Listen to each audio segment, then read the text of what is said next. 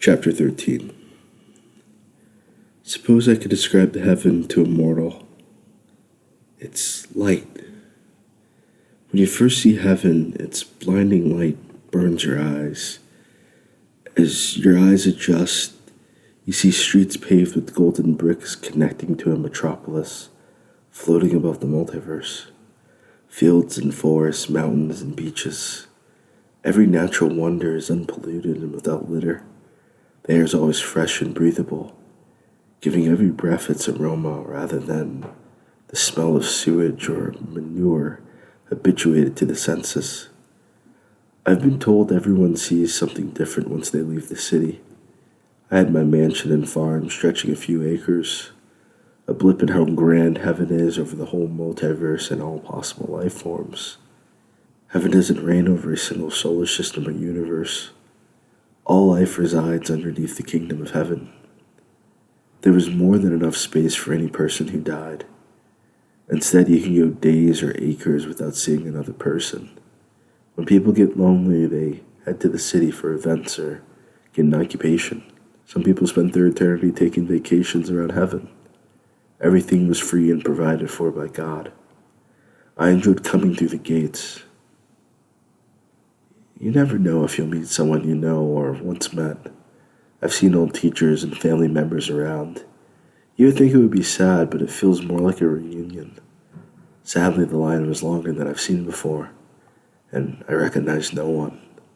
Different species, life forms, and spirits awaited their turn with St. Peter, who never had time for anyone or anything. At least he enjoyed his job. "Enoch," St. Peter called to me, just when you thought you knew a guy. "Enoch, are you going to speak with Jesus, correct?" he asked as I tried walking past him. I'm to speak to a prisoner first. There are no prisoners on my list for at least 25 to 50 years from now, and judging by this line, I will not be able to see them from another 100. What is happening on Earth? St. Peter asked. Hey, I'm next. I've waited 10 years to reach the front of the line. A red-skinned alien with 4 arms and an insectoid head complained. Then you can wait a few minutes so that I can have a conversation, Gozer Gerzak. It's not too late to go to hell. Patience is a virtue. Remember that, Gerzak. St. Peter fired back at the alien. Whatever. Gozer crossed his arms, huffing under his breath. There's a blight on Earth. Demons have taken over the entire planet at this point. The majority of humans are possessed or under demonic influence. If not yet, their leaders are hired by Jezebel and Ahab. It looks like a rapture, I explained, rubbing the back of my neck. As I presumed by the length of this line, so as I was saying, you're speaking with Jesus. Let him know I need help up here. It's getting ghetto, like a Walmart with only one register open. My heaven is becoming a personal hell. I need a vacation and I need help. What is purgatory doing? I don't know. I haven't checked purgatory yet. I'm just getting back from Earth.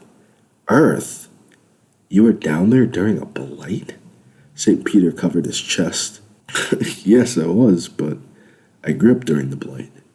The worst part was that we didn't realize the blight was already happening.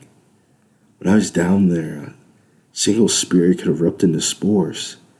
I never noticed it, but you could see the spores on the people, their food, their liquor, and inside them. So demons and evil spirits have a special relationship with humanity. I don't think an angel and human could fully have that bond as a former human, I admitted. Why? You're an angel and a human, Gozer asked. Humans aren't very bright.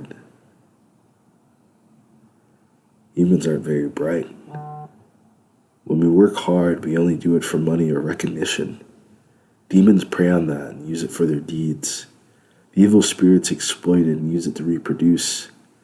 Humans are breeding grounds for demons. I wondered why human life was so difficult and how it was set up and arranged. Now I get it. Because demons and Lucifer created it. They ruined it. And there's one woman who tried to stop it. I bowed my head, thinking about Lilith. You think you can fix it? Gozer asked me. Why do you care? St. Peter sighed. I don't, but I hate to hear such a thing happening to someone's home planet. I'm here because the Zulaks invaded my planet. They killed all the men and children. I died before I saw what they did to the women. We fought, but they went planet to planet doing the same. I hate to hear what happened to our planet is happening to your planet. You think the demons are Zulaks? I asked, curious about his perspective. I don't know about that exactly. In a way, yes, I think they are your Zulaks. Demons go from universe to universe, planet to planet, corrupting us and making us do evil to one another. We had no answer. I hope you find one for humanity. Gozer extends his fist to me. I nodded, giving him a fist bump. Giving dap is universal. St. Peter smiled, but held back his words, letting us both through the gates to continue his work. Gozer looked around in wonderment, chuckling as he sprouted transparent, veiny wings, heading off on his way. I enjoyed taking the streets, though. I guess practicing flying would be better. I had a lot on my mind and decided to walk to the precinct where Lilith and Jesus were waiting. I imagine this is how Adam felt coming between those two, so I moved a mile in a few minutes. Even though I wanted to take my time, I couldn't help how fast I moved. Hey, Carter, how's it flying? McDowell, the receptionist on duty, is operating the front door. Feels pretty horrible, ma'am. There's a blight on Earth. I frowned, unable to keep up my guard. Hey, don't blame yourself, man. It's Lucifer's fault. All this is his fault, so don't beat yourself up. Raphael hugged me. Raphael, I'm glad you're all right. Me? Enoch, I thought I lost you. Michael told me you decided to stay on Earth. What we came across wasn't even the smallest of it. We've lost Europe and Southeast Asia entirely. The east and west coasts of the USA are gone. The Midwest posed to fight, but they can only hold out for so long. Raphael briefed me. What about Africa? Northern and South Africa are under siege, but the terrain seems to be holding off a full invasion, Raphael reported. Latin America? Surprisingly untouched. The Catholics have released their Jesuits to fight the demons and train young women and men to become spiritual warriors. If we can replicate their tactics, we might be able to win the war. Shaking the hallway with each step. Glad you're all right, Michael. Likewise. So this still hasn't hatched yet. Michael rubbed his chin. I guess not. Then here, take your angel blade back. I'll take this to Uriel to see why it's not done. Michael extended a switchblade to me. What is this, Michael? You must speak to the witch. You must end this, Enoch. Michael presses the blade into my pocket and then snatches Dimitri's cocoon. You know there's another way. You know you must look Jesus in the eyes after all this. There's a special patrol going to hell to maintain order. You let that succubus live, and I guarantee I will drag you down to hell to ensure you're in the Legion. Michael stopped and stared down at me. I took my blade and created a single coin. Heads or tails, Michael? I asked. I'm not playing your stupid game, he scoffs. I'll call it. Tails. I flipped the coin in his face, sidestepping him and tripping him to the ground, catching Dimitri in the process. Michael lifted himself to a knee and clenched his fist but stood his ground. You would choose Lilith. You would choose Lilith over heaven. I will choose the truth over continuing the comforting lie. I extend my hand, helping him to his feet. Michael crossed his arms behind his back, contemplating the sky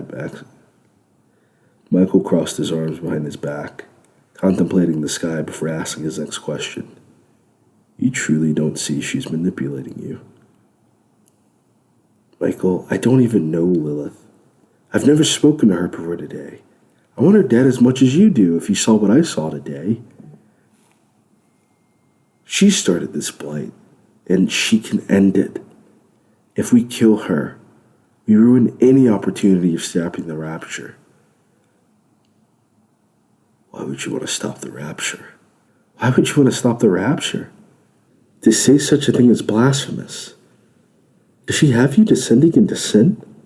Raphael asked me.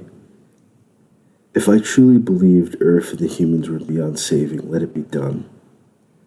Today I met a boy who had never met Christ. His life was in shambles, and the hell he lived in made him believe there was no heaven.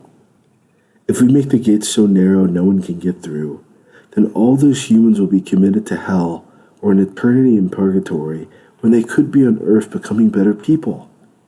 I was human. I know we're not perfect, but God is. If I must go to hell to stop this with you two, then let's go. However, if she has a way to stop this that requires sparing her life, she's already committed her life to me, and I will drag her to hell with us to clean this mess. We'll need more than the three of us if we're to go to hell. Michael patted my shoulder. With Mitra and Lilith, maybe we can survive, I suggest. You have too much faith in the forces of hell, Raphael frowned. Why are you two both second-guessing me? I snapped at them. Michael and Raphael looked away from me, staring at the ground and around the room but avoiding eye contact. Where's Adam? I barked for their attention. He's praying in his cave. He's been there for the past century attempting to attain enlightenment with Sephiroth, Raphael informed. Can you please get him, one of you? Putting those two in the same room together would solve all our problems. We still need to get Ahab and Jezebel. Damn it. Those are the two we really need. I guess that's why we're going to hell. I rattled off, unsure if I was honestly being heard. Correct. Michael nodded. Michael's face wore worry and mistrust over it, as if I had betrayed him. His fiery eyes studied me with great intensity. I stepped back as if I had been punched in the face. Michael sighed, walking off without another word, sheathing his weapon as he went. If Michael is out, then I'm sorry. I must stick with the will of the Sephiroth. Raphael hugged me and left me standing alone.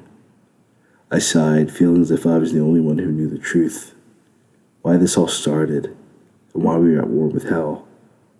They treated Samael as if he were still an angel, as if he's innocent. It was never Lilith's fault, but how? Why was she trying to reclaim Earth? Not from God. And she never asked for a war with heaven. She wanted to take Earth back from Satan after losing it to him in the first place. Lilith wasn't fighting to destroy Earth, only to destroy Satan's grip over it.